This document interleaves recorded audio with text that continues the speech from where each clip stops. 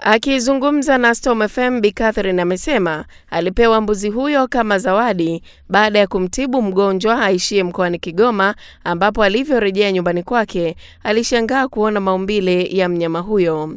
Niliwahi kuitwa kwenda Kigoma kwenda kutibu, mimi ni daktari, ni staff yani. Nikaenda kumwangalia mgonjwa yule mgonjwa tukaelewana. Baada ya kuelewana hiyo bei, hela nyingine hawakuwa nayo, wakanipa mbuzi. Lakini hiyo mbuzi nilionyeshwa mchana peupe. Ila wakati wa kutoka huko, nilitoka usiku kwenye saa 9. Saa 9 mbuzi wakaibeba wenyewe kwenye baiskeli.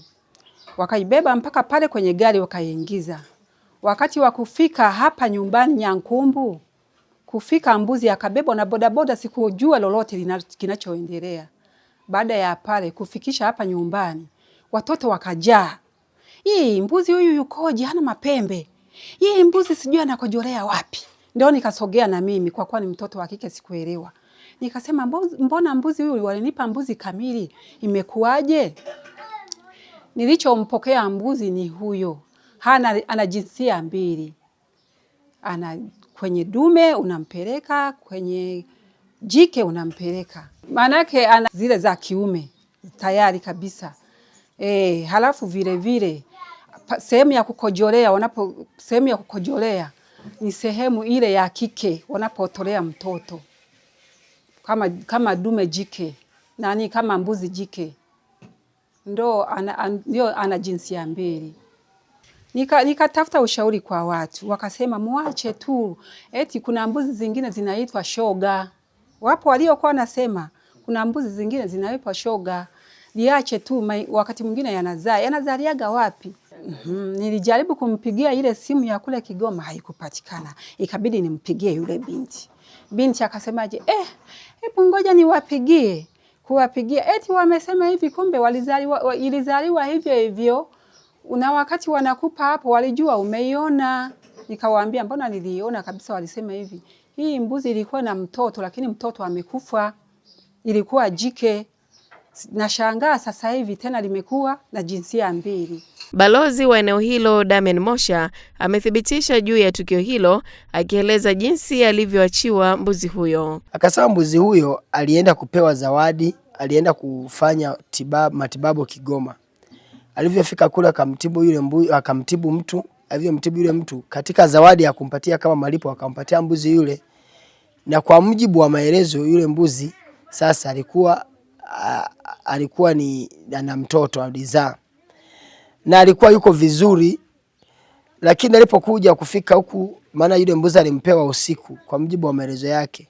Alipokuja kufika huku asubuhi, mchana sasa nashuka kwenye gari anaenda nyumbani, anamfikisha nyumbani, hata hajamkagua. Watoto ndio wakaanza kumwambia mbuzi hana pa kukojolea, siji mbuzi ni jike. Sasa katika kuangalia na yeye akawa amemgundua vile. Sasa akashinda sasa kuelewa kwamba sasa ni mbuzi wa aina gani, amepewa yuko mzima, ila amefika huku haieleweki ni wa namna gani. Kwa hiyo mama kamuogopa yule mbuzi. Sasa katika jitihada za kuendelea, sasa baadaye akasema ngoja niende, nikishaenda nikifika kule nitatuma vijana waje wamchukue. Sasa katika kwenda kule ndio mazima sasa.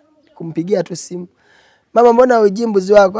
Hatua ya mwisho anambia balozi, labda sasa mtumishi wa Mungu umuombee tu abadilika awe mbuzi wa kawaida. Sasa mimi nianze kuombea mbuzi? Kama mama uje uchukue mbuzi wako kwa sababu mbuzi ni mbuzi tu. Akakataa. Kwa kweli mpaka sasa hivi yule mama hana hamu na huyo mbuzi, na sidhani kama anamhitaji tena, kwa sababu hata kama nikimpigia simu 100% anasema hana shida naye. Daktari wa mifugo kutoka Manispaa ya Geita, Jackson Mutayaba, amesema wanyama pia huzaliwa na jinsi mbili au wakati mwingine hukosa baadhi ya viungo vya mwili, ambapo changamoto hiyo husababishwa na mifugo ukoo mmoja kujamiiana. Kama ni dume hilo ambalo lipo tayari lishazaa watoto majike au likazaa madume, na madume yale yakaanza kupanda na dada zake, na lenyewe likaanza kupanda watoto wake, au madume kupanda mama zake, basi uwezekano mkubwa wa kujitokeza hali kama hiyo au matatizo kama hali ni mkubwa. Sasa inabidi ubadilishe, ulete dume tofauti na ukoo ule, ili kuondokana na hii hali ya kuzaliana ambayo inaleteleza hayo matatizo kwenye kundi lako la mifugo. husika. Na sio kwenye mbuzi tu, hata kwenye ng'ombe yanajitokeza, kwenye nguruwe hizo ni mara nyingi sana, kwenye mbuzi tatizo ni mara nyingi sana, na ni kwa sababu ya mara nyingi ni kwa sababu ya kuzaliana, inbreeding, yani wao kwa wao. Kuzaliwa akiwa na shida ya sehemu za kutolea mkojo au kinyesi kutokuwepo, walipo kwenye wanyama vile, sio kwa binadamu tu, hata kwa wanyama.